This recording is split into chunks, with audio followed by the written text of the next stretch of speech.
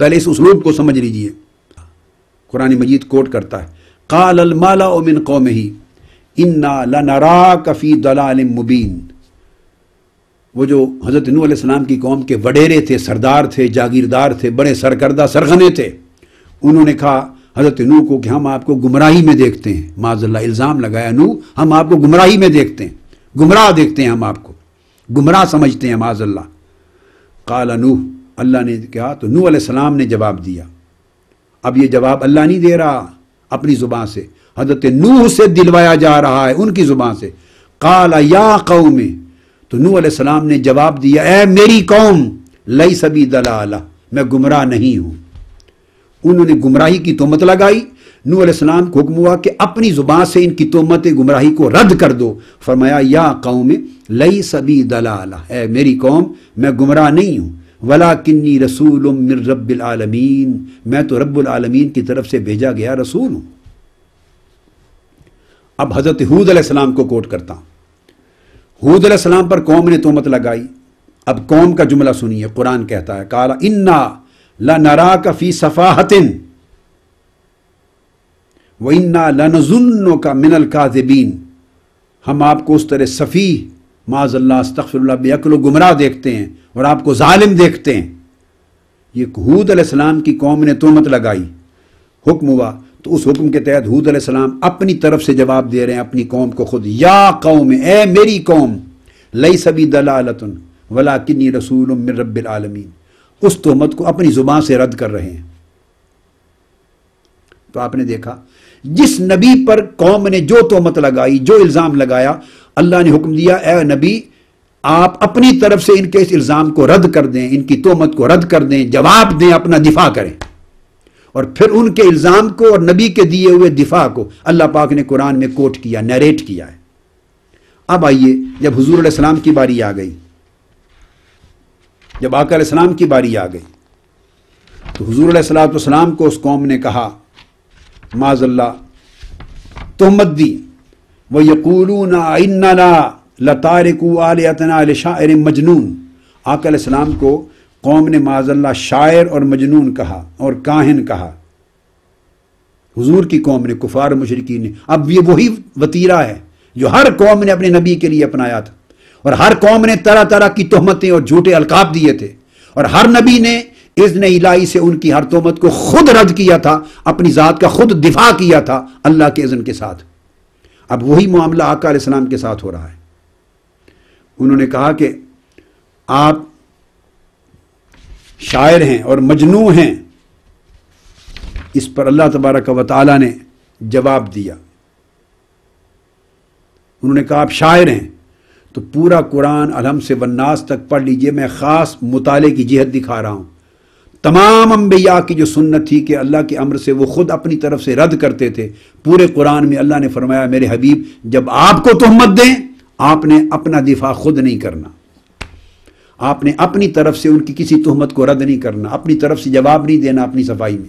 یہ انبیاء سارے تھے، ان کے ہاں وتیرہ یہی رہا، میرا طریقہ، میری قدرت کا انداز، لہجہ، اسلوب یہی رہا، یہی رشتہ رہا کہ میں ان کو امر حکم دیتا تھا، وہ اپنی طرف سے دفاع کر کے رد کرتے تھے تہمت کا. اب آپ کی باری ہے، یہ تکلیف آپ کو نہیں دوں گا. قوم تہمت اسی طرح لگائے گی آپ پر، الزام اسی طرح لگائیں گے، مگر اب جواب اس طرح نہیں ہوں گے جیسے پہلے نبی دیا کرتے تھے. اب تہمت قوم لگائے گی، رد میں کروں گا. الزام آپ کی قوم لگائے گی، جواب میں دوں گا.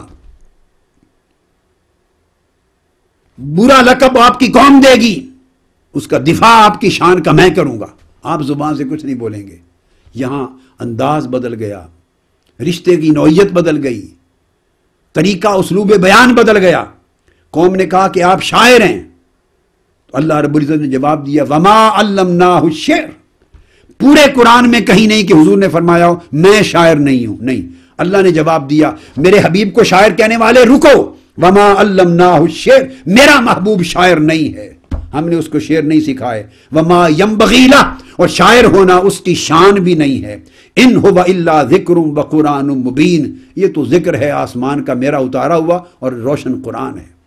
آقا علیہ السلام کو خاموش کا محبوب، آپ کسی تہمت کا جواب اپنی طرف سے نہیں، از خود نہیں دیں گے، دفاع نہیں کریں گے. اب دفاع کے لیے میں آؤں گا، اب جواب کے لیے میں آؤں گا، آپ کی شان کی حفاظت کے لیے میں آؤں گا۔ بھئی یہ اسلوب پہلے انبیاء کے لیے بھی اپنایا ہوتا، کیوں نہیں اپنایا؟ انہیں خود کہا، محبوب کے لیے خود آگے آ گیا، رد کیا، اللہ رب العزت نے خود ان کو رد کیا۔ انہوں نے کہا رسول اکرم صلی اللہ علیہ وسلم کو معاذ اللہ مجنون ہیں، معاذ اللہ مجنون ہیں، دیوانے ہیں۔ فرمایا محبوب آپ جواب نہ دیں پہلے انبیاء کی طرح، اب طریقے بدل گئے، آپ کی ذات آئی ہے، اب لہجے بدل گئے، اب اسلوب بدل گئے، اب دفاع کے انداز بدل گئے، اب میں دوں گا۔ تو اللہ نے جواب دیا وما صاحبکم بمجنون، تمہارے آقا ہرگز مجنون نہیں ہیں، تمہارے رسول جھوٹ بولتے ہو۔ جو تہمت قریش اور کفار و مشرکین مکہ نے لگائی پہلی امتوں کے طریق پر، تہمت اسی طرح لگتی رہی، مگر جواب کا انداز بدل گیا۔ الحمد سے والناس تک کسی ایک تہمت کا جواب حضور کو نہیں دینے دیا گیا صلی اللہ علیہ وسلم، خود اللہ نے بلکہ اپنی زبان سے دیا۔ انہوں نے کہا ابتر ہے، یہ ابتر ہو گیا، اس کی نسل کٹ گئی ہے، اب اس کی نسل دنیا میں نہیں رہے گی، اس کا مشن ختم ہو جائے گا معاذ اللہ۔ آقا علیہ السلام کو یہ کہا دشمنوں نے۔ اللہ نے کہا محبوب خود کچھ نہ کہنا، آیت اتر گئی پوری سورت، انا اعطیناک الکوثر فصلی لربک وانحر ان شانئک هو الابتر۔ محبوب آپ کا دشمن بدبخت، آپ کو ابتر کہنے والا وہ خود ابتر ہے، وہ اس کی نسل کٹ گئی، مقطوع النسل ہے۔ آپ کی نسل قیامت تک چلے گی، خواہ ایک بیٹی فاطمہ سے چلے اور خواہ دو شہزادے حسن اور حسین سے چلے، آپ کی نسل قیامت تک امت میں اتنی پھیلے گی کہ ساری روئے زمین پر آپ کا روحانی فیض آپ کی نسل سے پڑے گا، اور وہ مقطوع النسل دشمن ایسے ہوں گے کہ ان کا نام و نشان بھی دنیا میں نہیں بچے گا۔ آپ نے دیکھا کسی نے ایک ہلکا سا تانا دے دیا، ہلکا سا تانا ایک خاتون نے یا بعض کفار نے کہ محمد کا رب محمد سے روٹھ گیا ہے، کئی دن وہی نہیں آئی، تو انہوں نے کہا کہ محمد کا رب روٹھ گیا ہے، اس نے محمد کو چھوڑ دیا ہے۔ تو ہو سکتا تھا آقا کہتے نہیں تم جھوٹ بولتے ہو، میرا رب نہ مجھ سے روٹھا ہے نہ مجھے چھوڑا ہے، نہیں، فرمایا محبوب نہیں، اب دفاع میرا کام ہے۔ پوری صورت اتار دی، والضحیٰ واللیل اذا سجا ما ودعک ربک وما قلی۔ محبوب قسم ہے دعا کی اور قسم ہے لیل اذا سجا کی، نہ آپ کا رب آپ سے روٹھا ہے نہ اس نے آپ کو چھوڑا ہے، نہ آپ کا رب آپ کو اس نے چھوڑا ہے نہ آپ سے روٹھا ہے۔ تو یہ انداز تھا، دشمن نے جو تہمت لگائی جواب اللہ نے دیا، تو اسلوب بدل دیے، انداز بدل دیے، وہ ایک جیسے نہیں رہے۔ جب حضور علیہ السلام کا معاملہ آتا ہے، ذکر آتا ہے، تو آپ نے دیکھا کہ اللہ تبارک و تعالیٰ نے آقا علیہ السلام کے لیے اسلوب ہی بدل دیا ہے، طریقہ کار ہی بدل دیا ہے۔ یہ قرآن ہے۔ تو انبیاء کے مختلف احوال جو زندگی میں واقعات آئے اور اللہ تبارک و تعالیٰ نے ان کی تعلیم و تربیت اور تعدیب کے لیے اپنی شان اور ان کی شان کے لائق جو رابطہ کیا اور جو خطاب کیا، اس کے انداز بیان کے اور تھے۔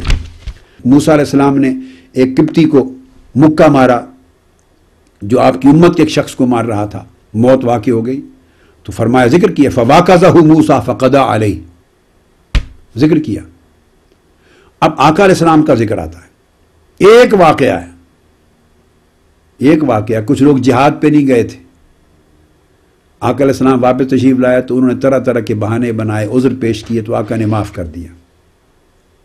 انہوں نے اجازت مانگی، پہلے اجازت مانگی آقا علیہ السلام سے جہاد پہ نہ جانے کی، جانے سے قبل، تو آقا علیہ السلام یہ مجبوریاں ہیں، یہ معذوریاں، یہ مجبوریاں، تو آقا علیہ السلام نے ان کو اجازت دے دی، ان کے عذر بہانے درخواستیں قبول کر لیں۔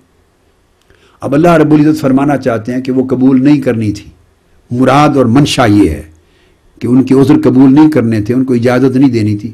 اب کوئی اور نبی ہوتا تو اللہ رب العزت کسی اور انداز سے بیان فرماتا، جو انداز پورے قرآن میں ہے، مگر اب بیان یہ فرمانا ہے کہ میرے محبوبوں نے اجازت کیوں دی، جہاد پہ نہ جانے کا عذر ان کا کیوں قبول کیا، کہنا یہ ہے، مگر اس کلمہ سے پہلے فرماتا ہے عفا اللہ عنک لما اذنت لہم، مدعا ہے لما اذنت لہم، آپ نے ان کو نہ جانے کی اجازت کیوں دی، کہنا یہ چاہتے ہیں، مگر یہاں سے کلام اللہ نے اپنا شروع نہیں کیا، شروع کیا عفا اللہ عنک، میرے محبوب تو سلامت رہے، میرے محبوب تیرے دل کو کوئی رنج نہ ہو، تیرا دل عافیت میں رہے، اللہ ہمیشہ تمہیں عافیت اور سلامتی میں رکھے، محبوب تیری ہمیشہ حفاظت ہو، تو خوش رہے، کبھی رنجیدہ نہ ہو۔ تو پہلے یہ فرمایا آفاک اللہ، اف اللہ عنک